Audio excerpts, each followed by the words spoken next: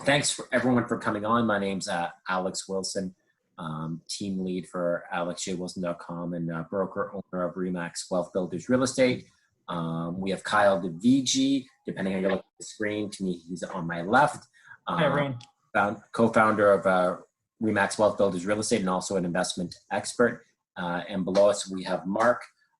Mark is our builder representative on the ground in Calgary. And also another slide that I added on for this presentation, Mark wears his Minto hat so he can answer questions related to the builder and also answer local real estate questions. But also Mark has an incredibly successful real estate investment background in Calgary. We're going to touch on that as well and his success in the Calgary market and a lot of the similarities that he started to see in 2010 when he did a lot of his investing wise and profiting wise. We see the exact same thing now. So we'll talk a little bit more about that. So I'm going to jump right into the presentation wise. So let me open this up here.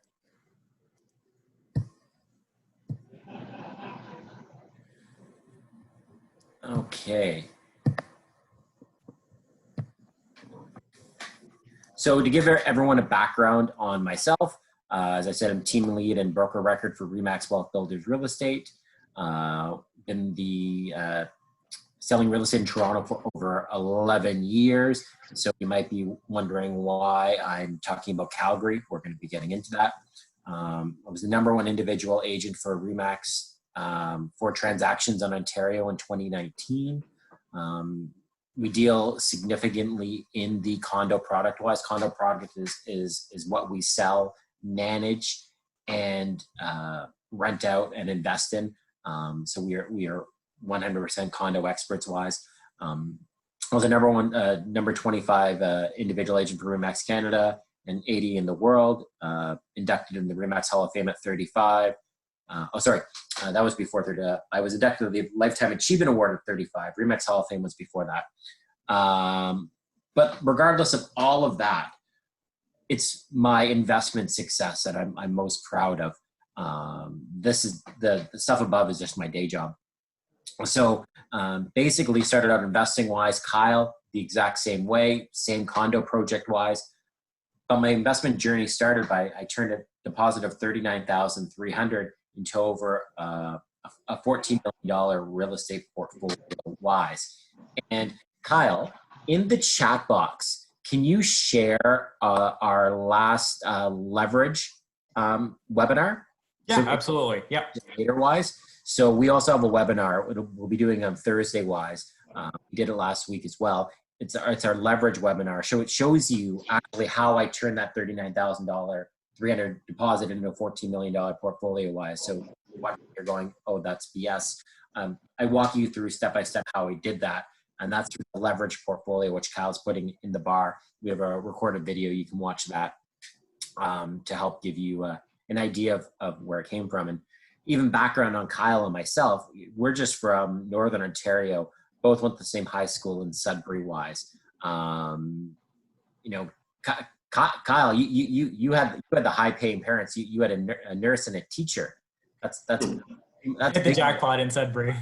My dad worked for the railroad and my mother worked for the city of Sudbury wise. So just both came from a small town in Northern Ontario and really made it in Toronto wise. So whatever I say here, every one of this presentation you do as well. And why Calgary is relevant is that turning a deposit of $39,300, you can't do that in Toronto anymore.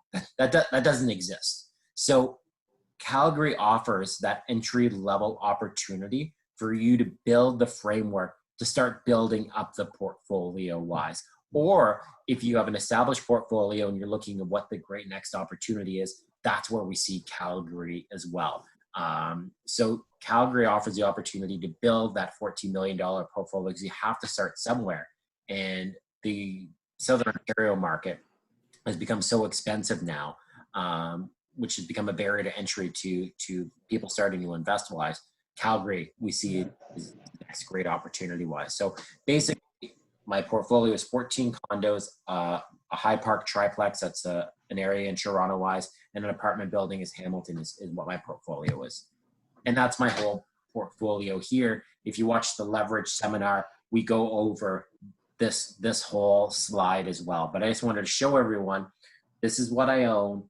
That's the current market value on it. And real estate is a long game, boring game that pays off. And that's the worth in 30 years. And why 30 years is relevant. They'll all have 30-year mortgages on them, and those mortgages will be paid off in 30 years. So just wanted to show everyone, this is the base of knowledge that I'm talking from, and the advice that I give, that Kyle gives, that we show people how to build things like this. So why Calgary? Here's some just general notes on Calgary wise for those that don't know it. I've been educating myself on Calgary since November 2019. That's when I started my investment journey there.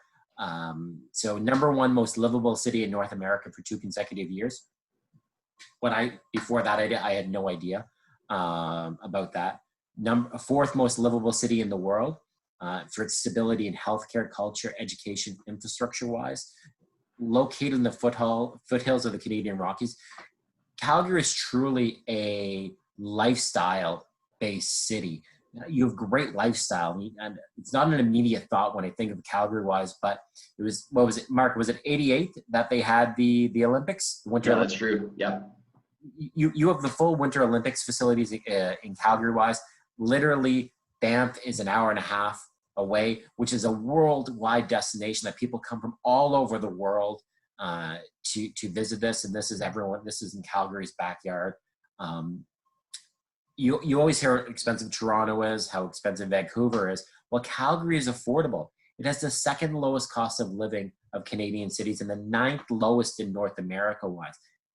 When you combine lifestyle with affordable living, that's where Calgary is just poised to take off again. And top 5 of the Economist Intelligent Unit's Global Livability Index for 10 consecutive years. It is a great place to live.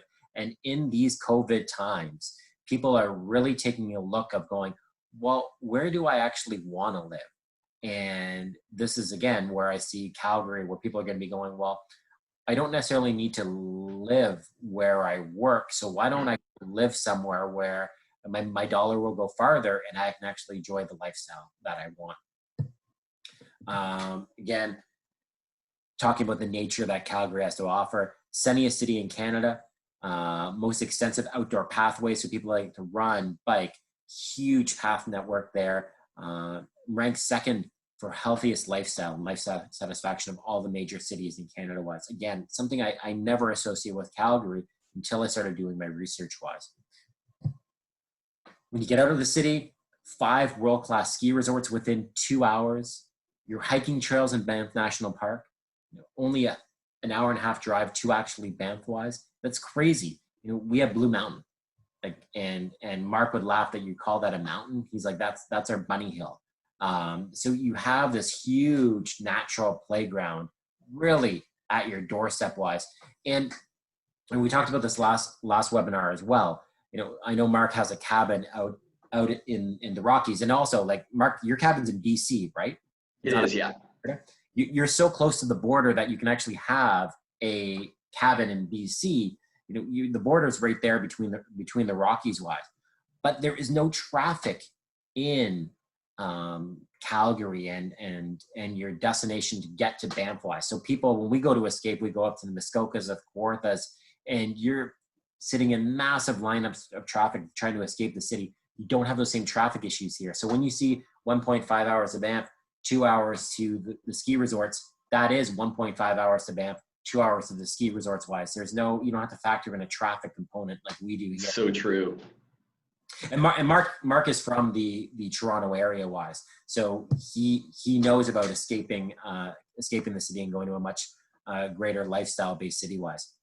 So the population wise, and very, very important for people to know this, because when you hear Calgary, there's so much negativity. Whenever you open up a newspaper or turn on the news, you hear just negative aspects about the Calgary market, because Calgary is directly associated with oil. But there's so much more going on in Calgary other than oil-wise. So first of all, if you read all the negativity, you'd think that the population of Calgary must be going down, but it actually has net population growth year over year of 10,000 people per year. So it is a growing city. It has positive population growth. It also has the highest concentration of millionaires per capita of all the major Canadian cities. There is a lot of wealth concentrated in Calgary-wise, and also they're paid well. They actually have the highest wages and salary per employee in the country at $66,261 in 2018. So people have money in Calgary, and people make money in Calgary-wise. There's no shortage of money in Calgary, right, Mark? No, it's got the highest disposable income in the entire country.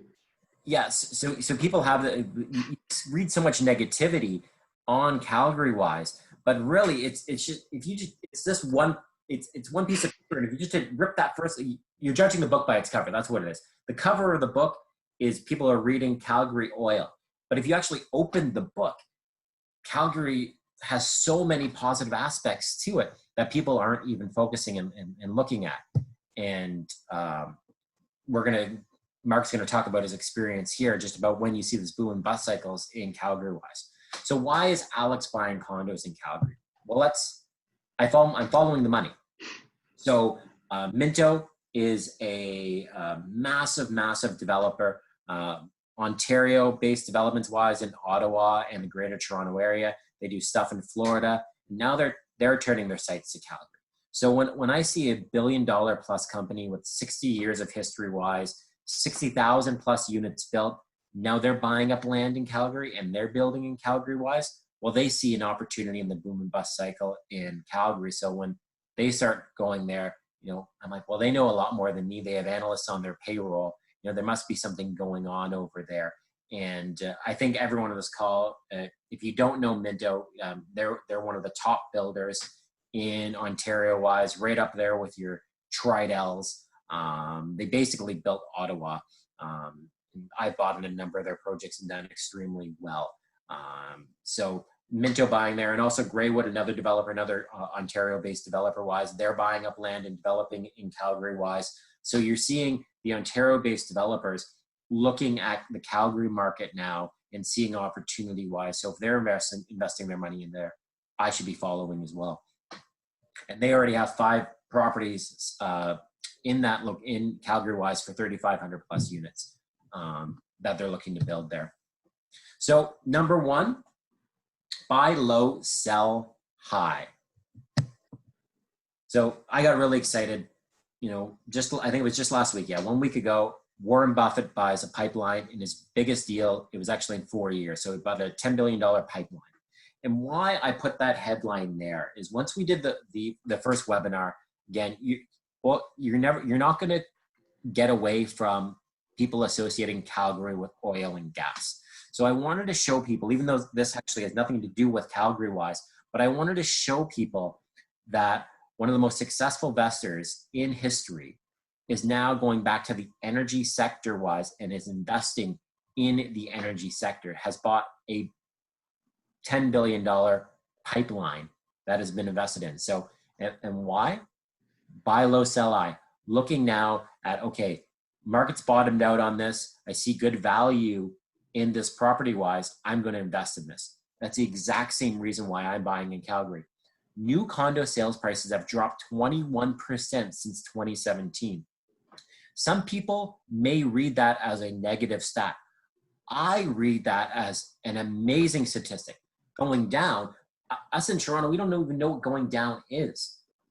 This is an opportunity to buy on the dip. The fact that prices have dropped 21%, there is a bottom. There is a bottom to the market. And I see Calgary as hitting the bottom. And this is where I'm going to bring in Mark. No, it's not where I'm bringing in Mark. I have a different slide for Mark. He's coming up. But this is where we buy low, sell high. So I see great opportunity in the Calgary market because it is bottoming out on the pricing wise, and we have population growth in the area. We have positive employment statistics coming from the area wise. Things are going to start going up in the Calgary market. So the next thing, distribution and diversification. So again, where we talk about Calgary and oil, it's not the price of oil that impacts the Calgary market. Well, it does to an extent, but they have a distribution issue. So the Trans Mountain Pipeline, if people don't know, is under construction. This is the pipeline as Canadians that we own. It's under construction. It is starting. It has already started. So to show people what the distribution issue is, in 2020, Alberta oil is selling per barrel 50% less than Texas oil, okay? The only customer, or the largest customer for Alberta oil, is the United States.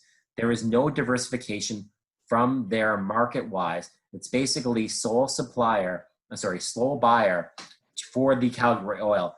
What the Trans Mountain Pipeline will do will extend the distribution of Alberta oil and allow it to go to offshore markets. So you don't need the price of oil to go up. What you need is to bring the differential between the Texas oil and the Alberta oil much closer together. That's the true issue. It's a pure distribution issue.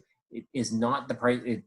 There is a price of oil issue, but it's not the price of oil issue. It's a distribution issue. So once you complete the Trans Mountain Pipeline, you will automatically see a bump in the price of Alberta oil. Even if worldwide oil is stagnant or flat, you'll see an increase in Alberta oil because now you can bring it out to more markets. That's the key in regards to the Alberta oil issue.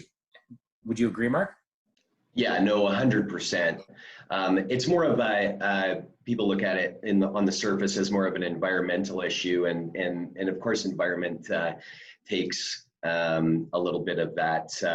But the biggest issue is really the getting the oil, because we're landlocked, getting it to the coast and getting it down south. So there's several parties in the U.S. that would love to just keep it all landlocked, and that's where you're seeing the pipelines being held up in that. But what you don't know is when you see in the papers, like before, when the Trans Mountain was being locked up and whatnot, here, if you know people in the oil industry and in the higher levels and executives, we knew 6 months or 5 months before it was announced that it was pretty much a 90, it was a shoe-in, it was going through, because they were already ordering pipelines and they were gearing up and they were sending equipment and stuff out. So, it has to be moved at some point. And so this is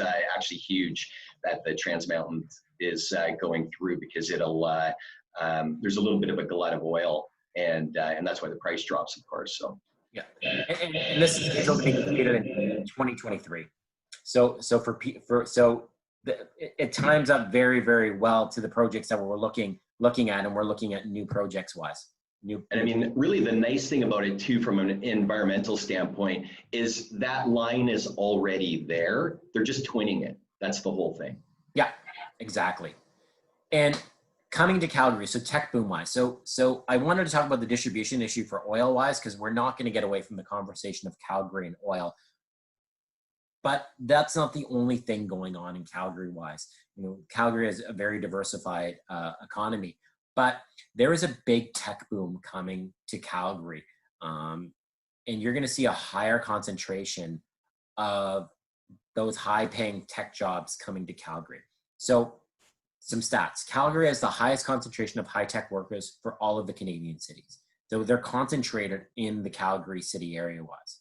Calgary ranked in the top 10 most attractive cities for workers to work in. Okay, so we have a high concentration of high-tech workers. We are one of the most attractive cities in the world for people to work in. So think post-COVID, everyone is thinking, do I want to live where I currently am right now? And we've taken such a leap forward in regards for people's abilities to change their location of work without actually changing what they do. Calgary offers an attractive place for workers. Calgary has the highest proportion of STEM graduates I'm not gonna lie. When I read that, I'm like, what's a STEM graduate? Didn't know. Had to Google it. This is degrees in science, technology, engineering, mathematics, all the degrees that people that are working in the high-tech industries need. They have the highest proportion of these graduates coming out of the Calgary area. And the reason why, if you think of Calgary like a manufacturing plant, okay? Calgary has a great manufacturing plant to provide science, technology, engineering, mathematics, because people were working in the oil and gas industries. So the infrastructure is there to produce the graduates.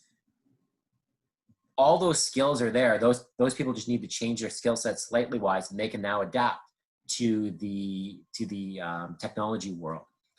So you have a highly educated, highly intelligent class of workers, the highest in Canada in Calgary wise.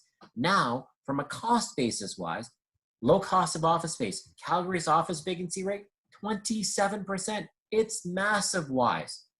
That's a good thing. We're buying on the tip. We have low cost office space. We have low cost of living. We have a highly skilled workforce wise. Look at what Austin, Texas.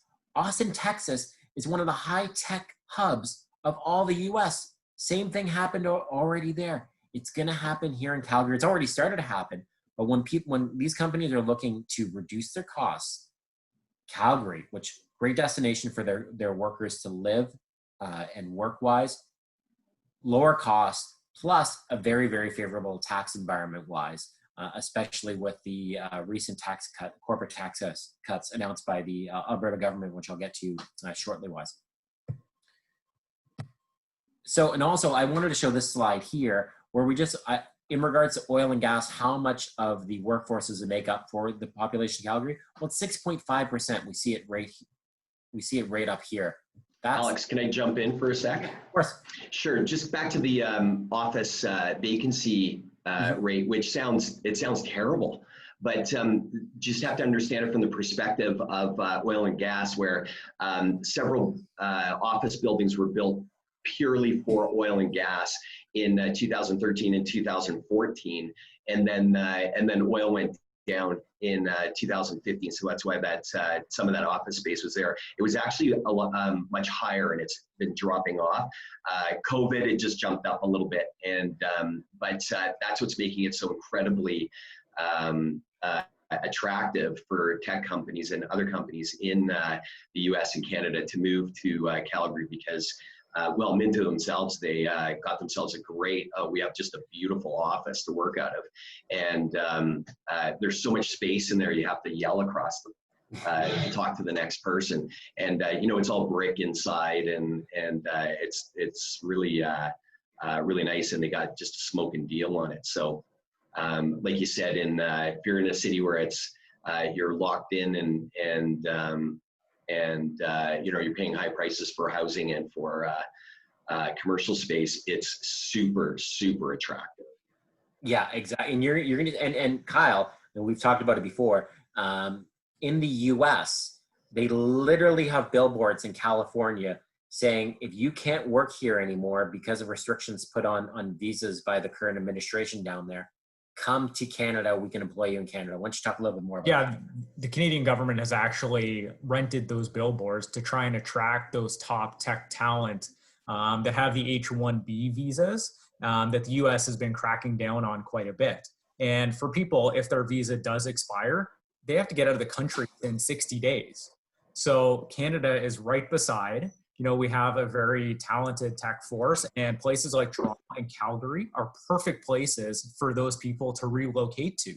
Many of the US companies are actually rehiring these workers, work for the exact same company, but just located across the border in Canada. And there are actually businesses specifically set up to recruit people to do exactly this. My wife actually, you know, is in a similar situation to this, where she works for a US pharmaceutical company, but she's located in Canada. And it's because, you know, top people here, well-educated, but it's much, much cheaper for them to hire people, hire Canadians, and have them working with the US subsidiaries. So we see this happening a lot in Calgary, and it's being promoted by the government, by businesses, and the city of Calgary and province of Alberta as well. And I'll also add as well,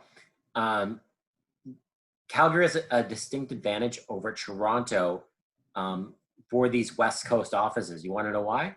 Time zones. It's only an hour difference between Mountain Standard Time and Pacific Time versus the 3 hours it is to East Coast wise. So for Mark right now, we started this call at 9 a.m. So it was 9 a.m. for him, and it's much easier for him to do business with Vancouver than it is Toronto wise. But Vancouver is incredibly expensive. So again, for American companies that are based on the West Coast, where a lot of Silicon Valley is on the West Coast, Calgary, from a logistical standpoint, due to time zones wise, is more attractive than Toronto because it more aligns with their time zone. So if they're not going to pick Vancouver, then they can go to Calgary, and it's only an hour time difference. Yeah, that's a great point, Alex. I used to work with a lot of people out of Vancouver, and being based in Ontario, you lose pretty half your day waiting for them to start. And then likewise, when we go home at 5 o'clock, they're still in the office for a couple hours. So there's huge efficiencies to be located, reasonably within the same time zone as some of your major markets like San Francisco. Yeah. Now boom and bust. Now here's Mark's cue. So this is where I'm going to have Mark put his investor hat on. And he can just talk about, in 2010 during the last dip, how he made $1 million as flipping property during the last downturn cycle. Sure, you bet. And no different than what most investors in Toronto have been doing, looking for the properties. I definitely like long-term and wish I had actually kept a few more of my properties, but and it's actually been in the last two, but 2006, 7, 8, and then Calgary really got hit, probably almost a little bit worse in 2010. And so 2009 wasn't a bad year, but 2010 is when it really got difficult in the real estate. And you could see that drop, and you could really feel it. So I decided to start buying properties at that time, and so by 2011, 2012, I think I had about 50 doors in various demographics of real estate, and then flipped a lot of stuff in 2013 and 2014.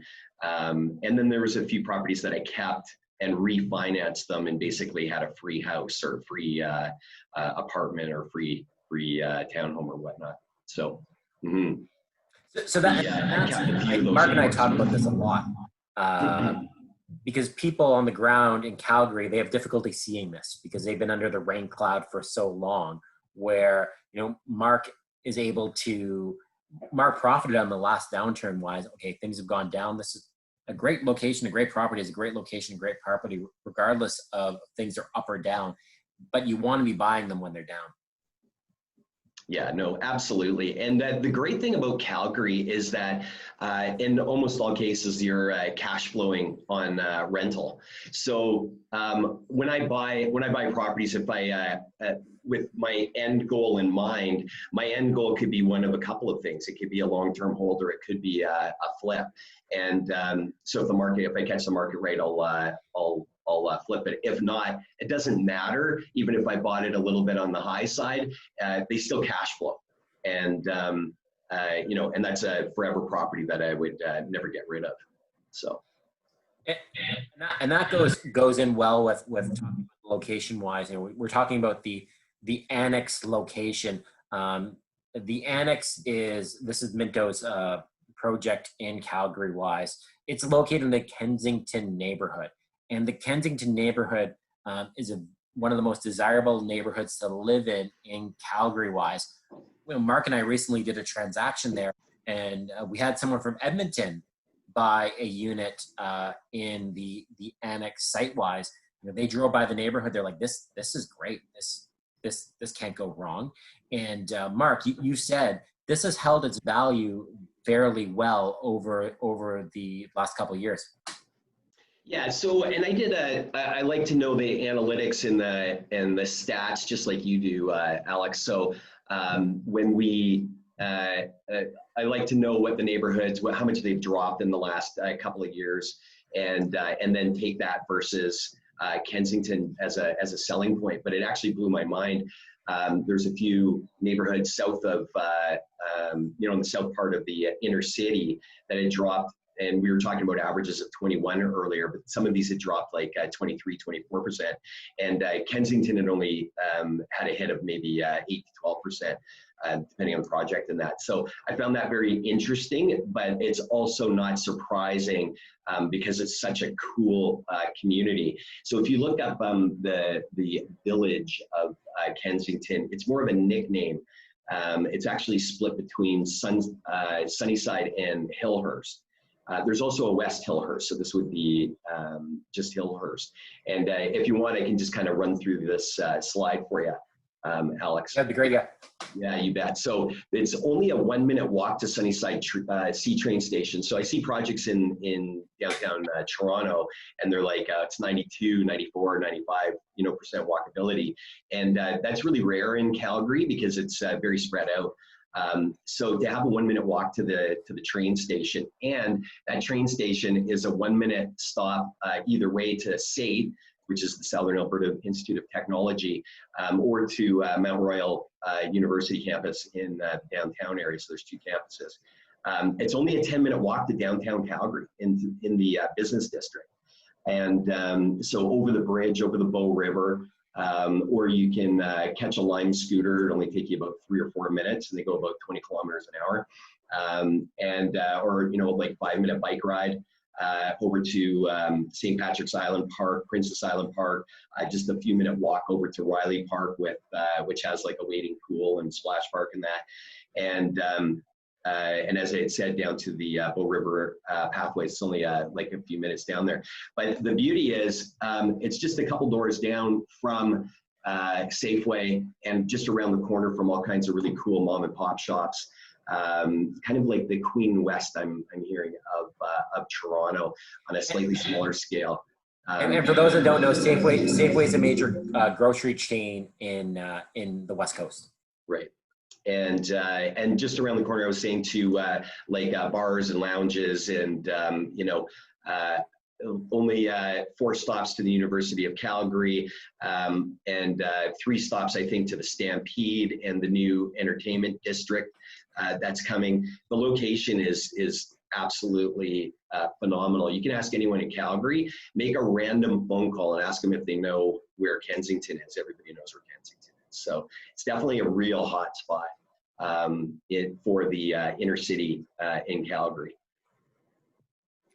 So we're west of and there it is. Welcome to Kensington. There we are. So it's been around for 100+ years. So you get that brick building, boutique shopping, that community that people are looking to live in wise.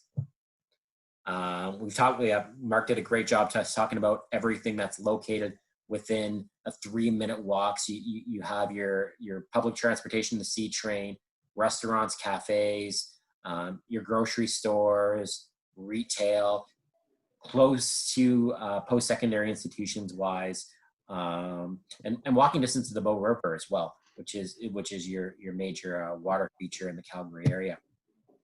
So now getting into the incentives of investing in the annex building and in Alberta wise.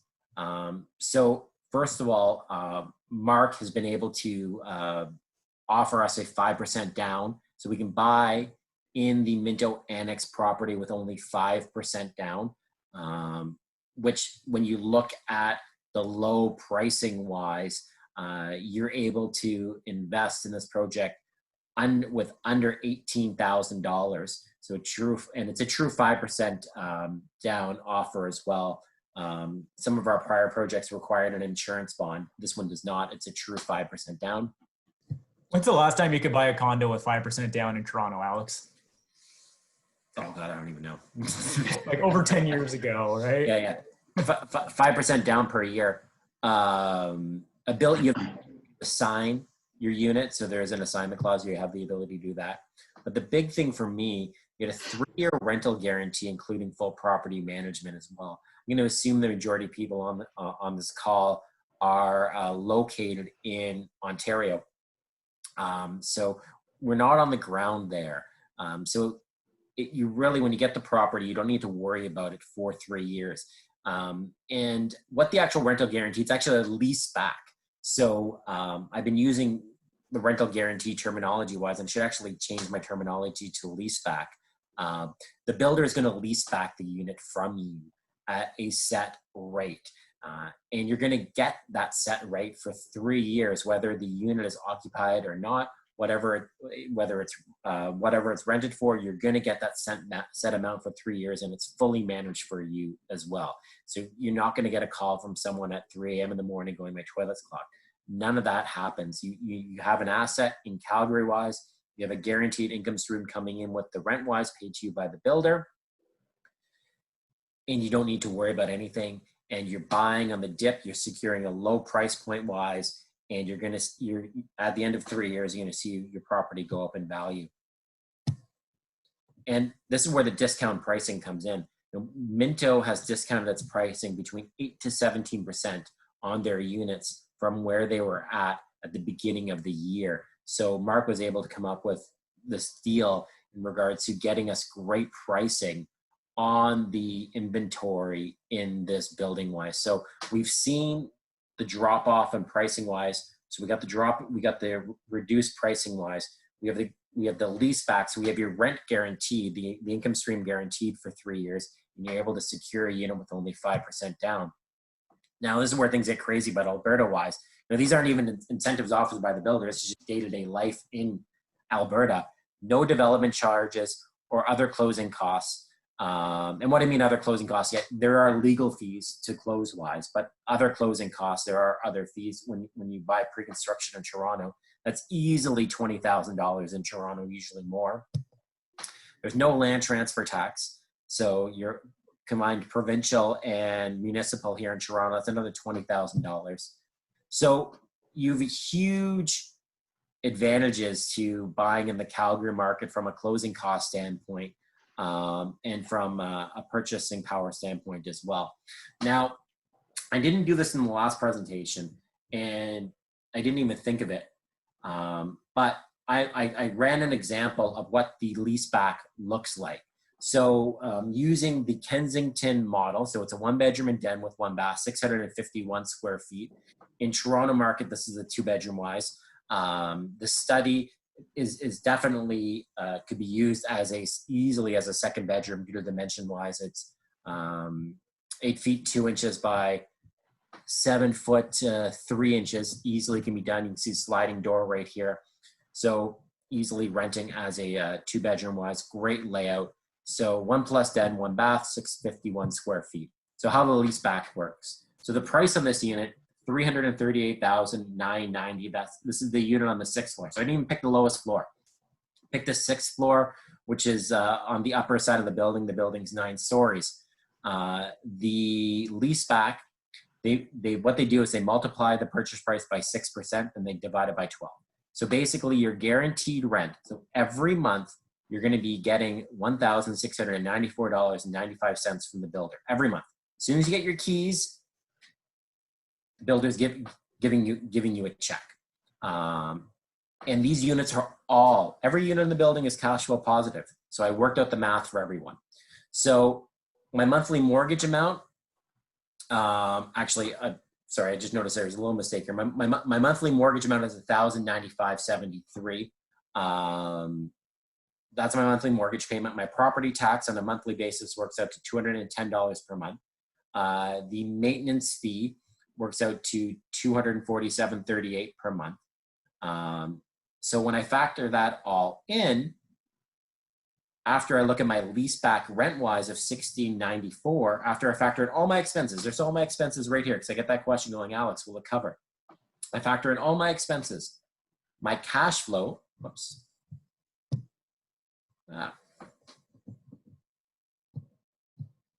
my cash flow, I'm cash flow positive $141 per month.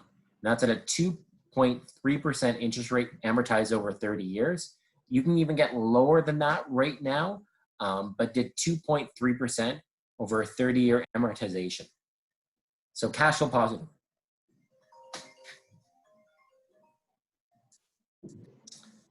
So going to my next slide. So Toronto versus Calgary.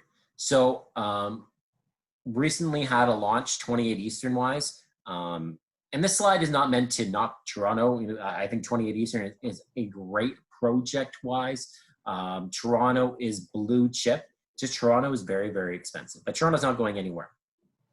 But when I compare the pricing wise, so Ontario land transfer tax on this on my unit in 28 Eastern. So my unit at 28 Eastern, my equivalent unit 645 square feet. Pricing on that would be $766,990. So I would have to pay land transfer tax of nearly $12,000 to the city of Toronto, nearly $12,000 to the province.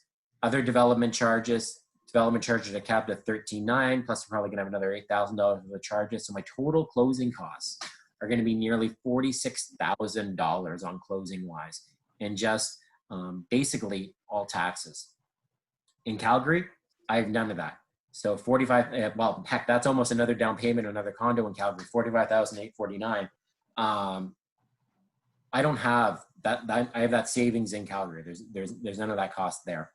Oh, there's my price. Sorry, my price on it was $774,990. My maintenance fees are a lot lower in Calgary than they are in Toronto wise.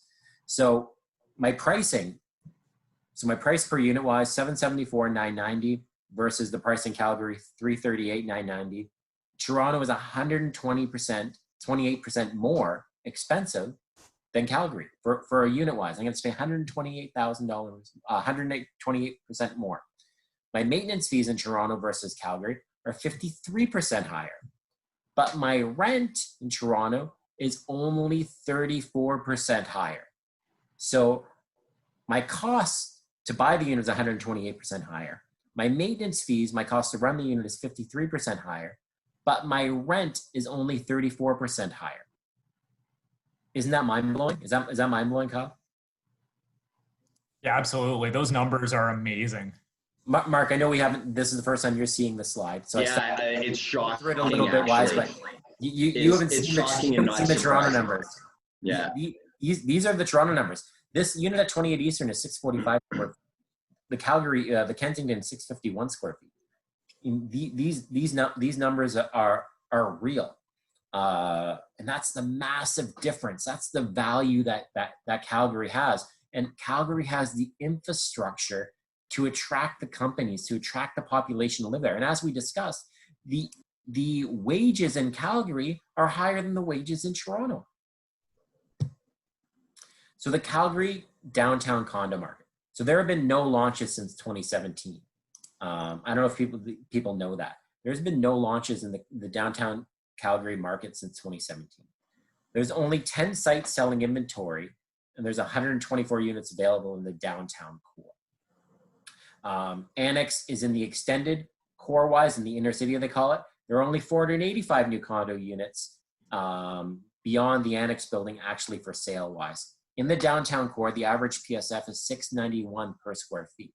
And one key thing I want to point out to people, because people will see some various pricing differentials between buildings-wise.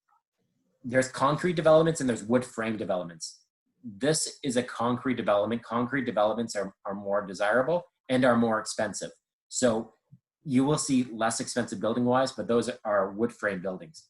The concrete buildings are more expensive, but are also more desirable for their buyers-wise. Mark, do you want to jump in a little bit more about this and just talk about some of these stats here? Sure. Just talk about the lack of activity and how expensive dirt is in Kensington.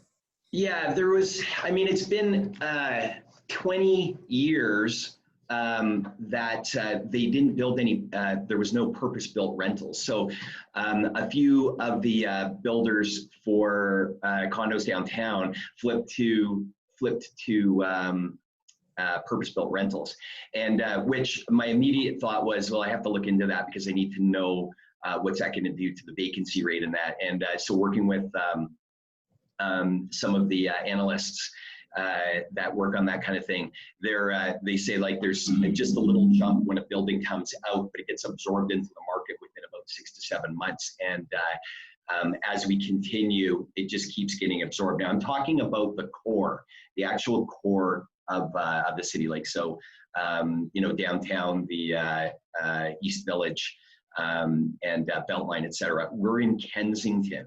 And it's been a long time since new developments have been in there with condos, and there's going to be a lack of product because downtown core there's been almost nothing built for condos for sale, and very, very little is coming on in the next couple of years. So we can see that there's going to be a lack of inventory, and this is what happens here. The inventory gets eaten up, and then 2 to 3 years later, you see a complete void and price increases. So yeah, and you saw the same thing in Ottawa as well.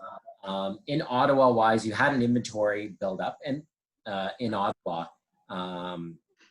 But then there was nothing being built, and that gets eaten away, and then you see a jump up in pricing wise, and a builder just can't go, oh, I'll just add on more inventory. It's not that easy wise. No, the projects are taking longer and longer to get to the market, just like it is in Toronto. Now you might as well, it's 4 or 5 years to get it through the city and through all the different development permits and et cetera. So we are going to be trending on a supply situation at some point in the future wise. We're not there yet, but that's why we're buying now, because the market is down. So policy, pro-investment wise, there's no rent control in Alberta. There's no foreign buyer tax. There's a $10 billion stimulus package, including reducing corporate taxes in Alberta wise as part of their COVID relief. There's no land transfer tax, as we talked about. There's no provincial sales tax in Alberta wise. They only have GST. There's no development charges charged by the city wise to the builders that then pass that through to the end consumers wise. So it's their policy is pro-investment in Alberta wise. So this is basically, if there is more interest and you want to secure a unit, here's what you can do to secure a unit wise. There'll be a recap going out on this to everyone. But what we're gonna do is I'll stop sharing here and Q&A period wise and answer questions that people may have.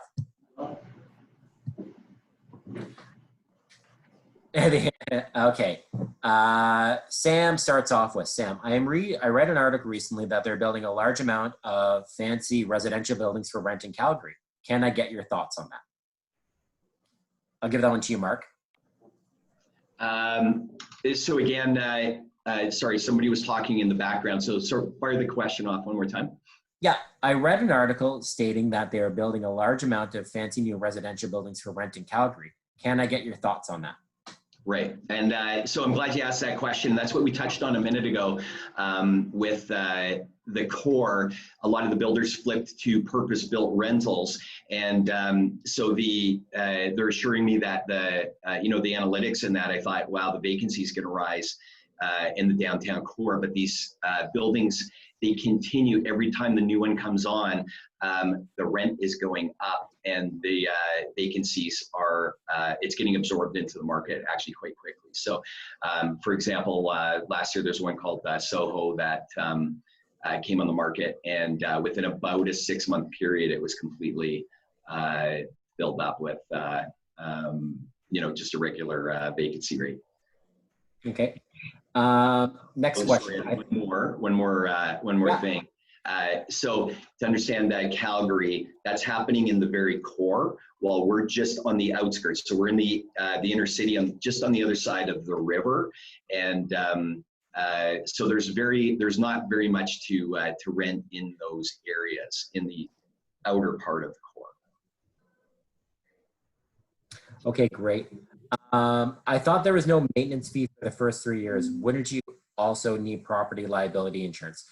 No, it's not for this project wise. The annex, you will be paying your maintenance um, for the property now. Now, in regards to property liability insurance, your tenant would carry the property liability insurance. You would hold some insurance on the property wise, but it's a very, very minimal cost for the insurance on the property wise, usually about $300 to $400 per year for the property wise. So very, very minimal impact on your on the property wise. But your tenant is the one that's holding the liability insurance. Next question, how much insurance and will it increase? I read that insurance companies will be increasing premiums. Again, it's only $300 to $400. This is not a freehold property wise. You know, my insurance on my house wise, I'm nearing $5,000. These condos, you're just minimal small policy, again, $300 to $400 per month that you typically tack on to your home policy. Now, I have a much larger policy, but that's because I have many, many properties. So I have my home property, which is almost $5,000 per month. But then across all my other properties, I actually have a blanket policy for all my other properties wise. But that's something different, but that's because I have a larger portfolio. But typically, if you're only a couple of units wise, you're just going to tack on a small policy to your current existing property. It's going to be $300 to $400. What is the completion date of this project? We're looking at summer 2021. So the project is under construction. And that's why the builder is offering the 3-year rental guarantee, because the building is going to be completed summer 2021. So the 3-year rental guarantee gives you that runway for the rebound in the Calgary economy. So basically you have 4 years from today to see that recovery wise. But if you look at the current per square foot rental rate in the Calgary market in the inner city, it's $2.53, so $2.53 per square foot. Very similar if you did the 6% calculation that Minto is doing right now to offer the rental guarantee wise. So your properties are cash flow positive on today's market rents, regardless of the rental guarantee. But you have the rental guarantee there, so you do not have headaches. So existing pricing today, fully cash flow positive on these units wise. Now, great question, because this is a Toronto-based investor. When I go to realtor.ca, I do not see any rental activity around Kensington. Why is that? Units being absorbed quickly. You don't really do rentals on MLS in Calgary, correct, Mark? No, that's correct. It's not done there. Yeah.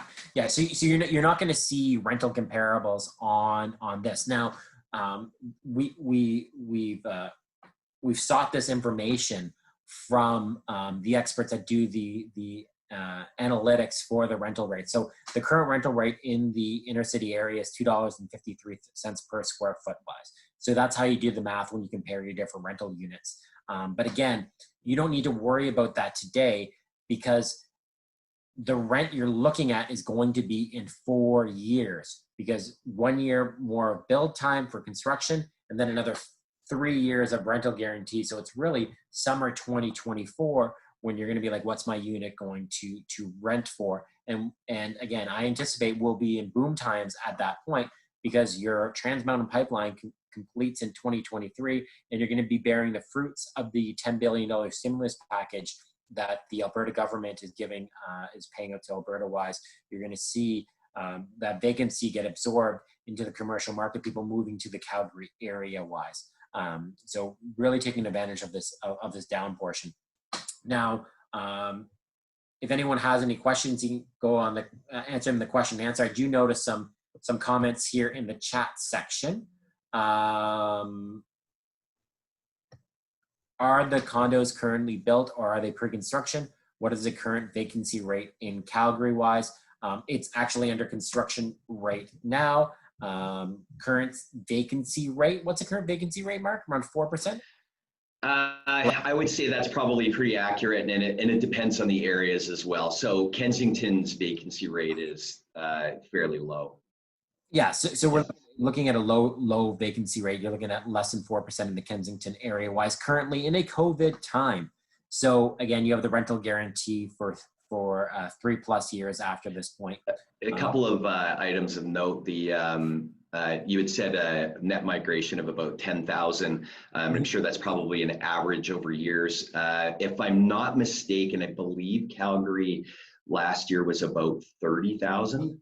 And there was a study done out of the States. It's number 4 in North America for migration, for future migration. And just because of all the reasons that we've been talking about today, that it's so inexpensive to live here. And I'm not sure if you guys are aware of this. In 2008, Calgary was actually just a tad more expensive than Toronto was. So that just gives you an idea of where it could be again. But let that sink into everyone. Let that sink in. And remember, there is no foreign buyer tax in Alberta, and there will never be. That'll never, ever, ever, ever, ever, ever happen. When international money finds Calgary, you are going to see prices jump. And again, there is no foreign buyer tax in Calgary. Look what happened in Montreal. Look what happened in Ottawa. You're going to see this happen in Calgary as well. Another question here. After rental guarantee ends, what are you thinking of sale price if we want to flip it as an investment? It just depends, right? I will evaluate my unit when my rental guarantee ends, and I'll just make a cost value analysis. Do I want to keep on renting this property, or do I want to exit the asset wise? So really a decision you'll be looking at in 2024. Now, what I've told people, because I've had people ask this question, was at the end of the rental guarantee, can I continue on with the company that's managing it? Of course you can. 100%. But I'll also tell people that I've sold 30+ units in Calgary so far, and there will be a lot more coming down the pipeline as well. Another colleague I work with, he's done even more than I have. So these are 2 Toronto-based individuals that I would say will have nearly 100 units at least that will require management in the future wise in Calgary. So this will give us some purchasing power to negotiate for people at the end of the 3-year period wise. So, I guess that's a long-winded answer. I don't know what I'm going to do at the end of the rental guarantee. We'll make an evaluation, and I'm always evaluating my portfolio, but you make more money by holding than selling wise. But I'll analyze it at that time. Yeah, and that's it. And that's a great question. Honestly, looking back at my real estate career and house flips and apartment flips and that I've done, I wish I actually had held on to more of my properties. It's so tempting to sell it and get the cash. But why bother? I mean, if it's going up in value and it's cash flowing, you can continue to refinance projects. And I like to keep my mortgages as high as possible so that I can write off that interest, and I can take cash out and just buy more properties. So. I love that next question. Okay, so I'll go to the mortgage question. Do you deal with a specific bank for mortgage applications wise? I don't know if that one's for you, Mark, or me. I guess, Mark, do you have a rep on site that you guys are using, or? Yeah, I can definitely recommend a couple right now. One of the best ones I think would be a gent that we have that is from RBC, and the beauty of them is they do long-term holds for interest rates, and then they give you the best rate that is in the last 4 months prior to closing. So whatever is better. So it's kind of the best of both worlds. And they don't do any look backs. So if anything changes in your life or whatever, once you're approved, and it's all good. So, and he's told me this several times, really to hit it home. So I think that's quite important. So I'll go difference between a Hayden and Kensington plan. Just a minor difference in regards to the layout, right, Mark? Yes. Well, one has the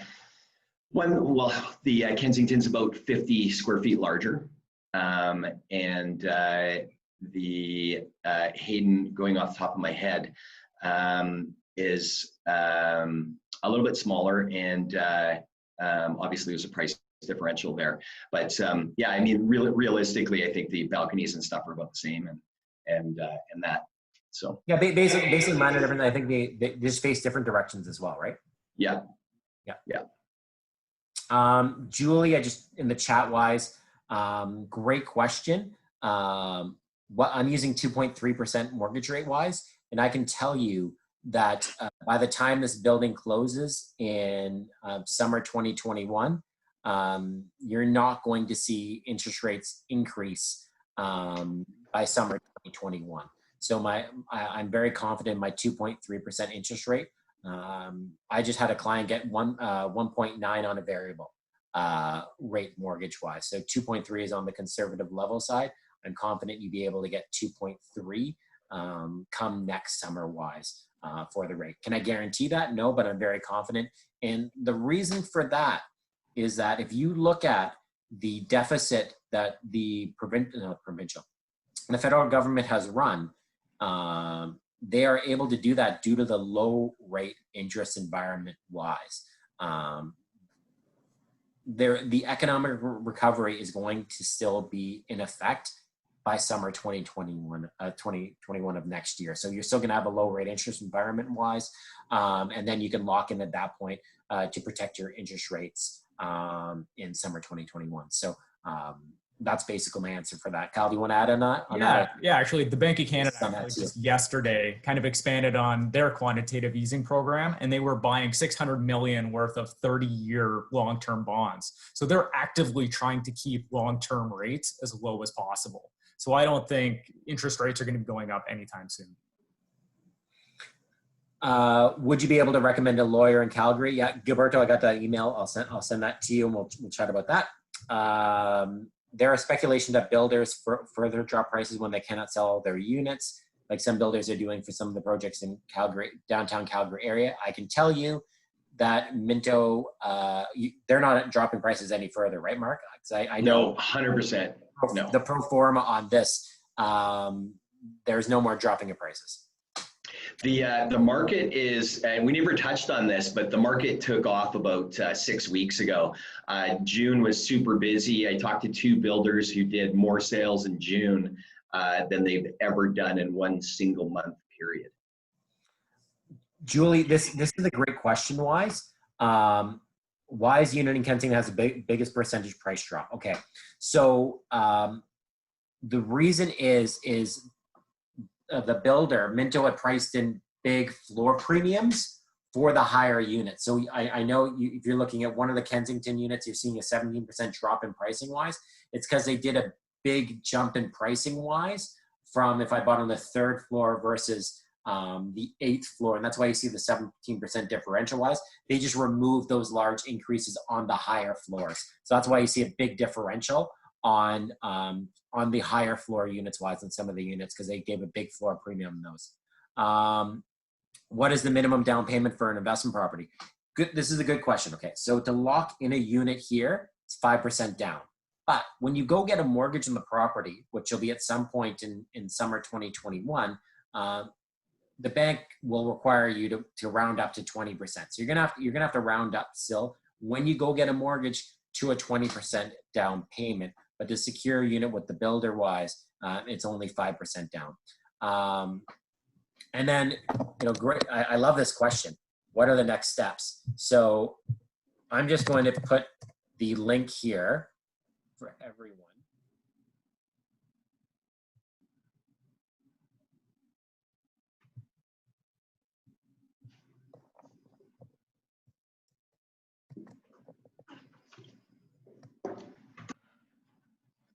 Actually, okay, so click.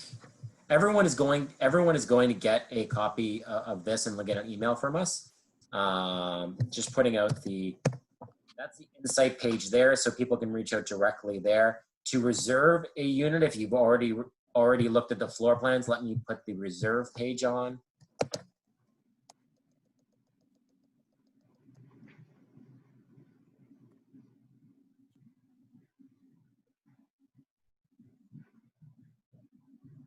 go. You can reserve a unit. Those are the two links in regards to just talking more about the project wise and where you can reach out to us directly. Also, there's our how to reserve a unit, as well as you can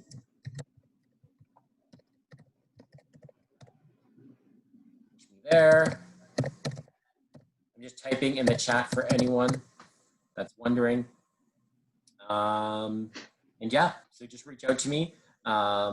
We have been selling units last week into this week wise. Activity is picking up, especially because the Toronto market is very, very strong right now. Any of you that's active in the Toronto market, you know this.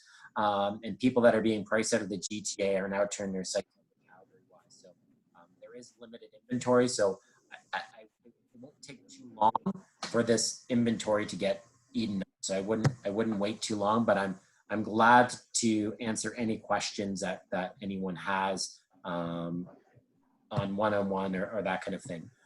Vicky, will they delay closing? I don't think you may be delayed a couple of months, but you're above ground now, right, Mark? Yes, yeah, you betcha. They've already done the delay, yeah, so there's no COVID related delays expected from here on out. There we go. Sorry about that, guys. I just sent I sent the links in my email, my number to the wrong link. So everyone should have those out now. Alex, will you help to find the tenants? Well, the tenants, the management company is going to do all that. So the tenants everything's handled by the management company. You're not involved at all. You don't have to worry about anything. Now, again, let's put our crystal ball. We move out to the future wise. You're like, what do I want to do? Yes, you can go with the management company, but as well, I'm very well connected in Calgary wise. So if it's not that management company, it could be another management company, or I have lots of real estate contacts in Calgary as well. So it could be one of those real estate contacts. So it's going to help you out, Vicky. It's not going to be me personally wise, but it'll be someone that I refer to you, so you'll be in good hands. And then, does anyone else have any questions? Yeah, Julie had actually a great question is what type of units would you recommend, a 1-bedroom or 2-bedroom based on the Kensington area? Like Mark, are there a lot of young single professionals there? There are more families. Can you provide any guidance there? It's a real mix. So hard to really target that at this point. And of course, it always changes over time a little bit. And you know, so if for a couple of months we find people are buying 1-bedrooms, and then the next month it's like 2-bedrooms and whatnot. So we do find that there's a lot of travel and of course post-COVID, like travel business-wise, and so there's lots of single people that rent. But I also see like really young couples, and I've seen a couple of young couples with really young, usually single child or whatever. They just want to be more in the inner city where they grew up and that kind of thing. So Aaron, what exactly does reserving your unit mean via your site? So basically, you're filling in all your information wise for the type of unit that you're interested in. I'll send everyone an up-to-date email with the exact units that are available. That'll go out to everyone today, so you'll get that. So if you see a unit on that list, it is available as I sent that email out. But if someone else takes it, they take it wise. So you're basically looking at that list going, Alex, I'm interested in this unit. You reserve that unit. You fill out all that information. By filling out that information, the builder will then prepare an agreement for you, and then you can move forward with next steps on securing the unit. So that's what reserving the unit is. I'll send you actually what's available. Pick the unit you want. You got to fill out all the information. The builder gets the information wise. They send you the agreement. And then there's also a 10-day cooling off period as well, just like we have in Ontario wise. Another great question. If the unit ends up being vacant for a month, will we still be receiving money from the builder? Absolutely. Your tenant is the builder. It's a lease back. So that amount, that's 6% of the purchase price divided by 12, you're getting that every month, no matter if the unit's filled, empty. It could be empty for 3 full years. You're still going to get that amount every month. Paul, what is the management company's structure? There is none. That is included with the lease back. So there is no management fee with the lease back. A one-time payment of 5% or slips payment. A 5,000 on signing and the balance of 5%. And actually, I think you guys do 45 days, right? Or is it 30? Mark. Sorry, say again. Is it 30 or 45 days for the balance of 5%? 45 days. Yeah, thanks. Yeah. So it's a 5,000 on signing, Vicky, and then the balance of 5% in 45 days. What happens if the tenant causes damage to the unit? Well, pretty much same thing if happens if tenant damages the unit in Toronto-wise. You'd have to go after the tenant for payment. And that's why you have the management company there. It's helping to manage the tenants in the property. Any more questions from anyone? And I'll also add, sorry, if you do not want the leaseback option, you don't have to take the leaseback option. It's actually not a requirement. If you wanted to handle it all yourself, you can handle it all your. That is an option as well. And I was reading the leaseback agreement wise. I think there's actually opt-outs at certain periods as well. You know, even after 1 year, I think you can opt out. You know, these are kind of the getting into the details of it. Hey, ultimately, guys, the builder doesn't want to do the lease back. So if you want to do it yourself, the ability to do it yourself. Okay, here we go. We hear people moving away from downtown as people working from home. So they're moving to larger units, cheaper being away. There are people that want to be downtown. There are people that don't want to be downtown. That exists in every city that there is. I live in the city. Kyle lives in the city. We have friends that don't want to live in the city. It just ends up being a preference of individuals. If after 1 year, can you sell it with the lease back? You could sell it with the lease back. Now we're getting. Should I say that, Mark? Can you sell it with the lease back? I think. Well, I mean, it would make sense, wouldn't it? But let me dive deeper into that, and I'll find out. So what I could answer is that you could after 1 year, or what the exact time frame is, you have the ability to opt out of the lease back. So you would have the ability to opt out of the lease back wise, and then you just have the existing tenant in the property wise. So there is that answer there. So there is an option to opt out of the lease back, but to sell it with the lease back still in place, we'll confirm that answer for you. Any more questions, guys?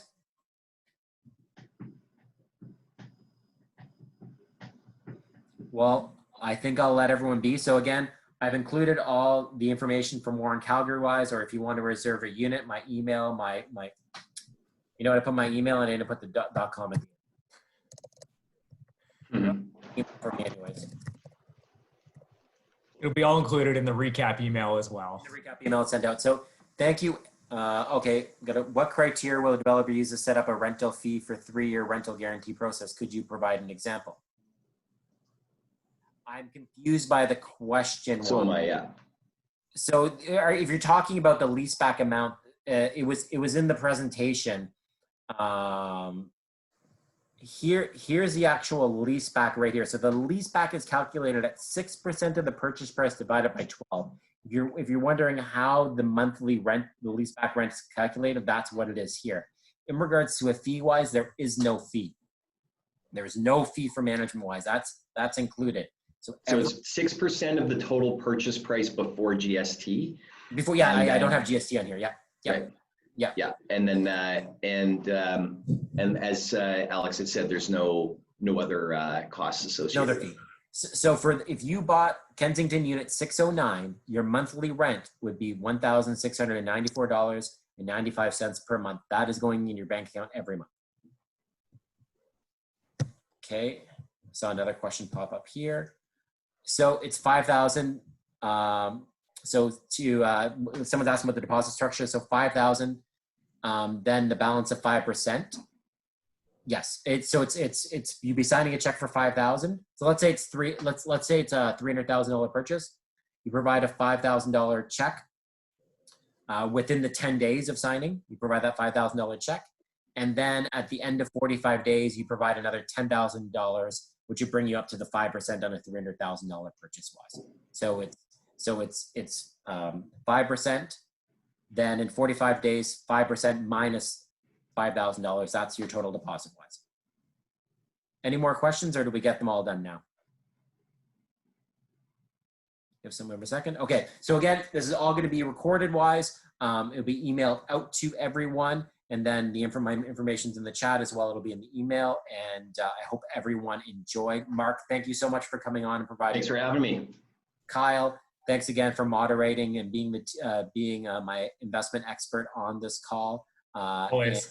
And, we're looking forward to talking to everyone. Okay, talk soon. Bye-bye, guys. Bye, everyone. Have a great day.